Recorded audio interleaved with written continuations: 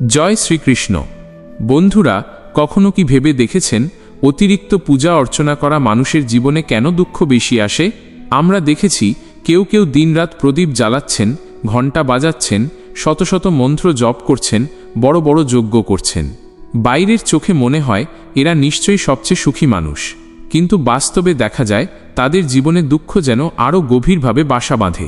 সুখ আসে না, শান্তি আসে না, বরং অন্তরের কষ্ট আরও বাড়ে। স্বাগতম আপনাকে আধ্যাত্মিক আলো ইউটিউব চ্যানেলে।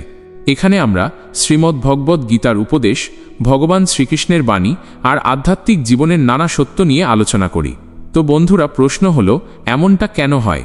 ভগবানের নাম করলে তো সুখ আসার কথা, পূজা করলে তো শান্তি আসার কথা, অথচ ফল হচ্ছে উল্টো। এর উত্তর খুঁজে পাওয়া যায় শ্রীমদ্ ভগবদ্ গীতার গভীর বাণীতে।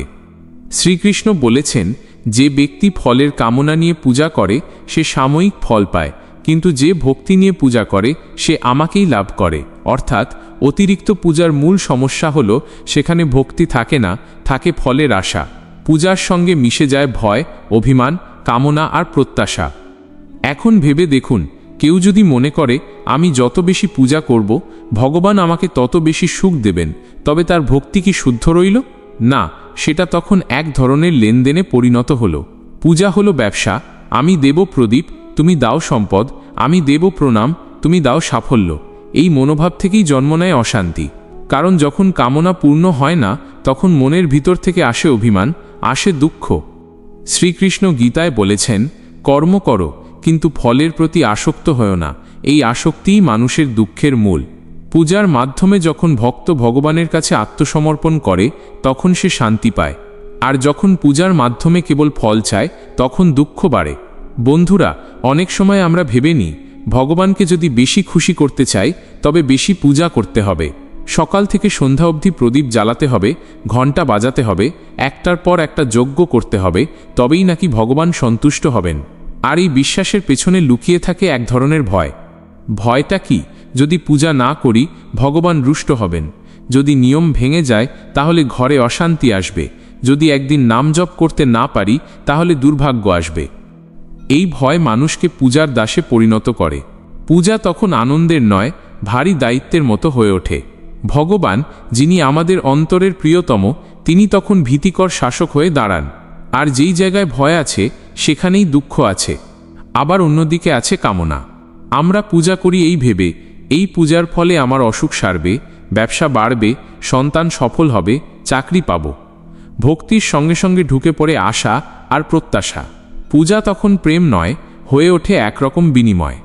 আর এই কামনায় যখন পূর্ণ হয় না তখন হৃদয় ভরে ওঠে হতাশায়। শ্রীকৃষ্ণ গীতায় বলেছেন, যে মানুষ কামনা থেকে মুক্ত, যে মানুষ সমত্বে স্থির, কেবল কর্তব্যের জন্য কাজ করে, সেই মানুষই সত্যিকারের শান্তি লাভ করে।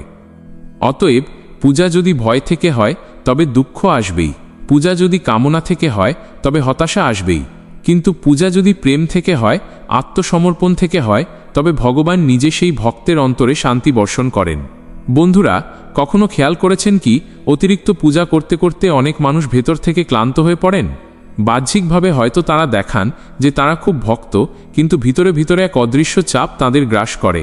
কারণ তাদের মনে সবসময় একটি হিসাব চলতে থাকে, আজ কতবার মন্ত্র জপ করলাম, আজ কত প্রদীপ জ্বালালাম, আজ কত ফুল দিলাম। যেন পূজাটাই হয়ে গেল সংখ্যার খেলা। ভক্তি আর প্রেম সেখানে গিয়ে হারিয়ে গেল। আর এই মানসিক চাপই ধীরে ধীরে জন্ম দেয় অবসাদ, হতাশা আর দুঃখের।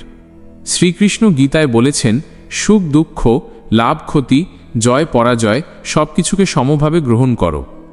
এটাই হলো সমত্ব শিক্ষা। যে মানুষ সমত্বে স্থির থাকে সেই মানুষ আসলে মুক্ত, কারণ সে জানে পূজার মূল উদ্দেশ্য হলো ভগবানের সঙ্গে প্রেমের সম্পর্ক গড়ে তোলা, কোনো প্রতিযোগিতা নয়, কোনো হিসাব নয়। যে ভক্ত প্রতিদিন ছোট্ট ভক্তি নিয়ে ভগবানের নাম নেয় সে শান্তি খুঁজে পায়।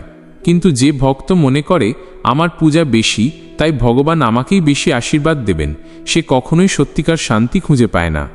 সমত্ব মানে কি? যদি পূজার পরে ইচ্ছামতো ফল পাই তাহলেও ভগবানের কাছে কৃতজ্ঞ থাকব, যদি না পাই তাহলেও বলবো, হে প্রভু, তুমি যেমন চাও তেমনই হোক।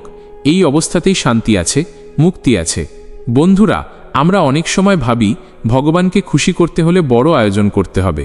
শত শত প্রদীপ, অগণিত ফুল, বিশাল যজ্ঞ, জটিল মন্ত্র এসব ছাড়া ভক্তি যেন পূর্ণ হয় না। কিন্তু আসল সত্য হল একেবারেই উল্টো। শ্রীকৃষ্ণ গীতায় স্পষ্ট বলেছেন যে পত্র, পুষ্প, ফল বা জল ভক্তি সহকারে আমাকে প্রদান করে, আমি সেই ভক্তির নিবেদন গ্রহণ করি। এখানে লক্ষ্য করুন, ভগবান কোনো বড় আয়োজনের কথা বললেন না। তিনি বললেন একটি পাতা, একটি ফুল, একটি ফল কিংবা এক ফোঁটা জল, শর্ত একটাই, ভক্তি সহকারে। অতএব ভগবান সংখ্যার হিসাব রাখেন না। তিনি দেখেন না আপনি 1000 প্রদীপ জ্বালালেন নাকি একটি। তিনি দেখেন না আপনি শত মন্ত্র জপ করলেন নাকি একটি। তিনি কেবল খোঁজেন আপনার হৃদয়ের ভালোবাসা কতটা আন্তরিক। একজন গরিব ভক্ত যদি নিজের উঠোনের একটি ফুল দিয়ে ভগবানকে অর্পণ করেন, ভগবান সেটাই গ্রহণ করেন। আবার একজন ধনী ভক্ত যদি 1000 ফুল দিয়েও কেবল বাহ্যিক আয়োজন করেন, অথচ মনে ভক্তি না থাকে, ভগবান তা গ্রহণ করেন না। এটাই হলো সরল ভক্তির মাহাত্ম্য। একটি ফুল, একটি প্রদীপ, একটি নাম জপ যদি ভালোবাসা দিয়ে হয়, তবে সেটাই ভগবানের কাছে সবচেয়ে মূল্যবান। শ্রীকৃষ্ণ বারবার বলেছেন, আমি ভক্তির প্রতি ভক্ত। ভক্তি থাকলেই পূজা পূর্ণ হয়। আর ভক্তি যদি না থাকে, তবে বড় আয়োজনও ফাঁকা খোলস ছাড়া আর কিছু নয়। বন্ধুরা, ভক্তির আসল শক্তি হলো সরলতা, কিন্তু অতিরিক্ত পূজার মাধ্যমে সেই সরলতা অনেক সময় হারিয়ে যায়। ভক্তি তখন চাপা পড়ে যায় আচার অনুষ্ঠানের ভারে। ভাবুন তো, কেউ প্রতিদিন 1 ঘন্টা ভগবানের নাম নিলে তার মনে আনন্দ ভরে ওঠে। কিন্তু যদি সে ভেবে নেয়, না, 1 ঘন্টা যথেষ্ট নয়, আজ আমাকে 10 ঘন্টা নাম নিতে হবে, নইলে ভগবান খুশি হবেন না, তাহলে সেই আনন্দ একসময় কষ্টে পরিণত হবে। নাম জপ তখন আর ভক্তির প্রকাশ নয়, হবে এক ধরনের বোঝা। এমনকি আমরা অনেক সময় দেখি, কেউ কেউ এত বেশি নিয়ম আর বিধিনিষেধ বেঁধে নেন যে পূজার আসল রসটাই হারিয়ে যায়। আজ এই মন্ত্র বলতে হবে, ওই মন্ত্র বলতে হবে, এই দেবতার জন্য আলাদা, ওই দেবতার জন্য আলাদা, ফলে পূজা আনন্দময় না থেকে হয়ে যায় ক্লান্তিকর দায়িত্ব। শ্রীকৃষ্ণ কিন্তু চান না আমাদের ভক্তি দায়িত্ব হোক। তিনি চান ভক্তি হোক প্রেমের প্রকাশ। একজন সন্তান যেমন মাকে ডাকতে গিয়ে হিসাব করে না, আজ কতবার ডাকলাম, আগামীকাল কতবার ডাকতে হবে, তেমনি ভক্ত ভগবানকে ডাকবে স্বতঃস্ফূর্ত ভালোবাসা দিয়ে, কোনো গণনা বা নিয়মের চাপ ছাড়া। অতিরিক্ত পূজার ফাঁদ হলো এই যে আমরা ভগবানকে পেতে চাই সংখ্যার হিসাব দিয়ে, কিন্তু ভগবান তো সংখ্যা দিয়ে মাপা যায় না, তাকে পাওয়া যায় কেবল ভক্তির সহজে। বন্ধুরা, আমরা যখন অতিরিক্ত পূজা অর্চনা করি, তার পেছনে অনেক সময় এক ধরনের ভয় কাজ করে। মনে হয় যদি আজ এই নিয়মটা ভাঙি তবে ভগবান রাগ করবেন, যদি একদিন পূজা না করি তবে আমার জীবনে অমঙ্গল নেমে আসবে। এই ভয় থেকেই আমরা ভক্তিকে চাপা দিই। কিন্তু শ্রীকৃষ্ণ গীতায় স্পষ্ট বলেছেন, যে আমাকে প্রেম দিয়ে ডাকে আমি তার কাছে যাই। যে ভয়ে, লোভে বা অন্য কারণে আমাকে ডাকে সেও আমার কাছে আসে, কিন্তু প্রেম দিয়ে ডাকাই শ্রেষ্ঠ। ভয় ভিত্তিক ভক্তি মানুষকে বাঁধে।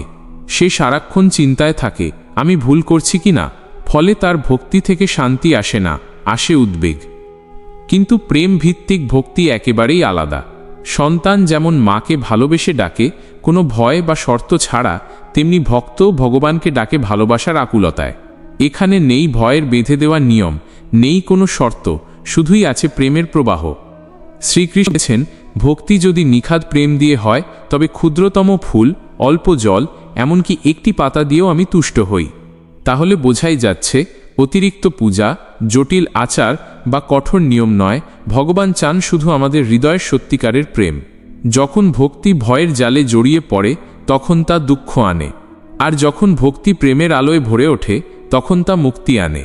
বন্ধুরা, অতিরিক্ত পূজা শুধুমাত্র ব্যক্তিগত মানসিকতার ওপর প্রভাব ফেলে না, এটি আমাদের সংসার জীবনেও গভীর ছাপ ফেলে। অনেক সময় আমরা দেখি কেউ কেউ পূজার প্রতি এতটাই আবদ্ধ হয়ে পড়েন যে পারিবারিক দায়িত্ব, সংসারের ভার, নিজের শারীরিক ও মানসিক সুস্থতা সবই পিছনে পড়ে যায়। ধরে নিন, একজন ব্যক্তি প্রতিদিন অনেক ঘন্টা কাটাচ্ছেন মন্ত্র জপ ও পূজায়, কিন্তু পরিবারকে সময় দিচ্ছেন না। স্ত্রীর কথা, সন্তানের হাসি, বন্ধুত্বের সম্পর্ক সবই বাদ পড়ে যায়। শুরুতে মনে হয় এটি ভগবানের সন্তুষ্টির পথ, কিন্তু ধীরে ধীরে এটি হয়ে ওঠে জীবনের ভারসাম্য হারানোর কারণ। পরিবারে দূরত্ব আসে, সম্পর্ক ঝলসে যায়, আর হৃদয়ে আসে এক গভীর শূন্যতা, যা পূজার আনন্দকে হারিয়ে দেয়। শ্রীমদ্ ভগবদ্ গীতায় শ্রীকৃষ্ণ বলেন, যে নিজের কর্তব্য ভুলে ফলের আশায় শুধুমাত্র আচার অনুষ্ঠানে আবদ্ধ থাকে, সে নিজের প্রকৃত দায়িত্ব থেকে বিচ্যুত হয়। এই বাণী আমাদের শেখায়, পূজা হলো জীবনের অংশ, কিন্তু জীবনের উদ্দেশ্য নয়। আমাদের জীবনে পূজার মতো গুরুত্বপূর্ণ অন্য অনেক দায়িত্বও আছে। পরিবারের যত্ন, সত্যের প্রতি নিয়ম, নিজের উন্নতি, অন্যের সহায়তা। অতিরিক্ত পূজা যদি এই দায়িত্বগুলোর ভারসাম্য নষ্ট করে, তবে তা দুঃখের কারণ হয়ে দাঁড়ায়। সত্যিকার ভক্তি মানে পূজা, আচার, নাম জপ সবই হবে এমনভাবে যা আমাদের জীবনকে সুন্দর করে, আমাদের সম্পর্কগুলোকে দৃঢ় করে এবং আমাদের অন্তরে শান্তি দেয়। শ্রীকৃষ্ণ আমাদের শিক্ষা দিয়েছেন, ভক্তি হোক সহজ, নিঃস্বার্থ এবং প্রেমময়। অতিরিক্ত পূজা না, বরং সেই পূজা যেটা হৃদয় থেকে আসে, সেই পূজাই আমাদের মুক্তি এবং শান্তি প্রদান করে। বন্ধুরা, তাই আজ থেকে আসুন আমরা পূজাকে কেবল আচার নয়, অন্তরের ভালোবাসা করি। নিজের দায়িত্ব ভুলে যাই না, ফলের আসক্তি ত্যাগ করি এবং ভগবানের উদ্দেশ্যে নিঃস্বার্থ ভক্তি করি। তখনই আমাদের পূজা হবে সত্যিকারের পূজা, যা দুঃখ নয়, শান্তি নিয়ে আসবে। বন্ধুরা, আজ আমরা শিখলাম, অতিরিক্ত পূজা শুধুমাত্র বাহ্যিক আচারে নয়, হৃদয়ের ভক্তিতেই শান্তি। শ্রীমদ্ ভগবদ্ গীতার বাণী আমাদের শেখায়, ভক্তি হোক সরল, নিঃস্বার্থ এবং প্রেমময়। পূজা হোক অন্তরের নিবেদন, ফলের আশঙ্কা নয়। তখনই আমরা দুঃখ নয়, শান্তি, প্রেম এবং মুক্তির আলো অনুভব করব। আপনার অন্তরের ভক্তিকে জাগ্রত রাখুন, নিজের দায়িত্ব ভুলবেন না এবং প্রতিদিন এক ছোট্ট প্রার্থনার মাধ্যমে ভগবানের কাছ থেকে শান্তির আলো গ্রহণ করুন। কারণ সত্যিকারের পূজা হল আত্মার প্রেম ভরা আলোকচ্ছটা। ধন্যবাদ আপনাদের সময় দেওয়ার জন্য। যদি এই আলো আপনাকে স্পর্শ করেছে, তবে আমাদের চ্যানেল আধ্যাত্মিক আলোকে সাবস্ক্রাইব করুন। এই আলোকে ছড়িয়ে দিন এবং নিজের অন্তরে শান্তির প্রদীপ জ্বালিয়ে রাখুন। জয় শ্রীকৃষ্ণ।